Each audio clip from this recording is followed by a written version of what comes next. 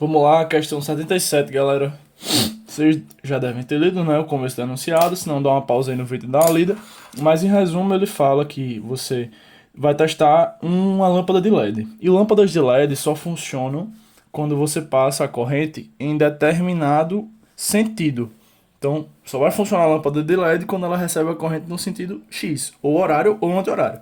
Não tanto no horário como no anti-horário, ok? E aí, ele não tem pilha, certo? E ele utiliza da lei de Lenz, certo? Para gerar uma corrente. E gerando essa corrente, ele quer saber se a lâmpada de LED acende ou não. Então, vamos revisar o que é importante aqui para você entender essa questão. No caso você já tenha entendido, vamos revisar para você confirmar seu pensamento sobre eletromagnetismo, certo? E aí a gente volta aqui para a questão. Beleza. Show. Organizar aqui, ok. Isso aqui em cima é a questão 77. Vou deixar aqui em cima a folha pra gente nem lembrar dela agora. Opa, só um minutinho. Bastidores aí pra vocês. Quem só vê o vídeo acha que é fácil, meu amigo. O trabalho é grande. Pronto. Vamos lá. Centralizar aqui e tá visto. Ok. Galera, a gente tem que lembrar o seguinte.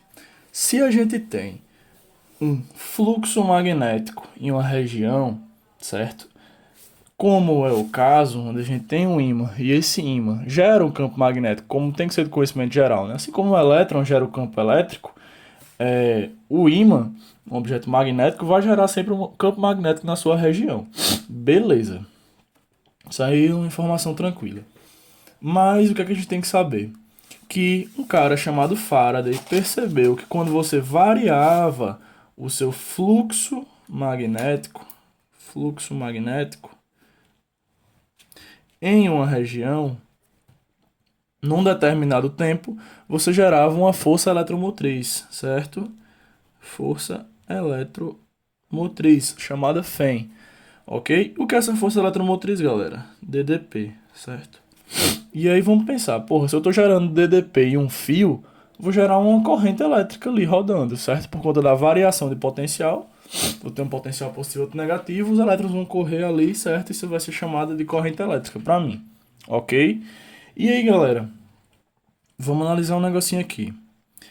O que é, né, esse fluxo magnético, que pode ser novidade para alguns? Ou vamos revisar para a galera que já viu isso esse ano? Fluxo magnético, pessoal, é dado para a gente por essa formulazinha aqui, ó. A famosa Bach-cosseno θ. Ela diz o seguinte, que o fluxo magnético em uma região é determinado pelo campo magnético que atinge aquela região, certo? Pela área daquela região que a gente está pensando e pelo cosseno formado entre a superfície da área, certo? E a maneira como o campo magnético atinge aquela superfície. Ele pode atingir assim, formando 90 graus, pode atingir assim, formando, né? Menos que 90 graus em relação a essa superfície, certo? Então, o que é que a gente vai analisar? Se há variação nesse produto, porque se houver variação nesse produto, num certo intervalo de tempo, vai surgir pra gente o quê? Perdão, uma força eletromotriz gerando uma corrente elétrica, certo? Ok. Galera, dando continuidade. Eu pensei em alguma coisinha aqui que eu acho que pode vir ser dúvida de alguém. Pedro, nessa fórmula aqui eu tenho a área, o ângulo e o campo magnético. A área vai ser constante porque a espira ainda é a mesma. O ângulo vai ser o mesmo porque eu não estou rodando esse ímã, estou só afastando ou aproximando. Né? Na questão lá em cima ele disse que afastou. O que é que mudou? Mudou o campo magnético. Porque se esse ímã está mais distante, você não vai estar recebendo a mesma intensidade de ondas de campo magnético, certo? De linhas de campo magnético no mesmo tempo. Então você vai ter uma variação, sim, aqui, beleza? E aí, já que a gente sabe que essa variação gera uma DDP por conta dessa força eletromotriz, surge a pergunta: e o sentido dessa corrente elétrica que vai surgir por conta dessa DDP? Um cara chamado Lenz criou o que a gente conhece hoje como Lei de Lenz, certo? Tá aqui. Lei de Lenz. A lei de Lenz respondia pra gente o seguinte, o sentido desse campo, certo? O sentido dessa corrente elétrica, perdão, que surgiu por conta da variação desse campo magnético. Ok. E o que é que a gente tem a saber? Como é que a gente conclui o raciocina esse sentido? Pessoal, o sentido da corrente elétrica que surge vai ser sempre representando um campo magnético oposto ao que está acontecendo ali. Vamos pensar. Nessa aqui em cima, certo? Vamos pensar dentro da questão que isso que gera memorização. Nessa aqui em cima, o seu polo norte está se afastando da sua espira. O que é que a gente percebe que acontece? O que é que foi que Lenz falou?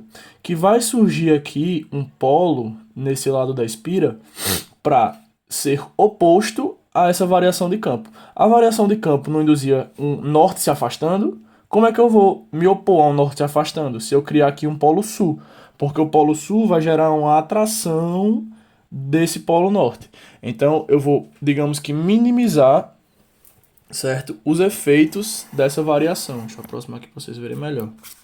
Vocês entendem esse raciocínio? Quem não entendeu, por favor, fala comigo. Mas é isso. Surgiu aqui um polo sul para minimizar os efeitos do afastamento do polo norte. E aí, galera, eu tenho que conhecer isso aqui, ó. Essas duas representações simbólicas que nos explicam como é a corrente para cada polo. Quando surge um polo sul, você tem uma corrente horária. Porque, ó, é só você fazer uma setinha nas terminações do S, você vê que isso aqui é horário. Quando surge um polo norte, ó, surge para você uma corrente anti-horária. Faz a setinha na terminação do N, correntezinha anti-horária, certo? Então, no primeiro caso, a gente já viu, surgiu um polo sul, ok? O polo sul aqui, ó, a corrente ela vai estar descendo, então vai estar nesse sentido. Se eu quero uma corrente oposta a essa, que foi o que a questão falou, certo?